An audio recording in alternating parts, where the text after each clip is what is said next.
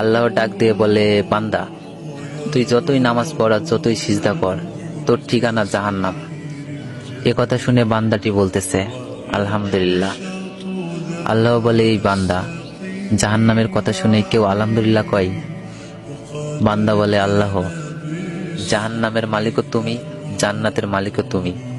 তুমি আল্লাহ যদি খুশি হয়ে আমাকে জাহান্নামও দাও, আমার আপত্তি করার কোনো অধিকার নেই। আল্লাহ বলতেছে, বান্দা, জাহান্নামে গেলে তুই পুড়ে যাবি, তোর কষ্ট হবে।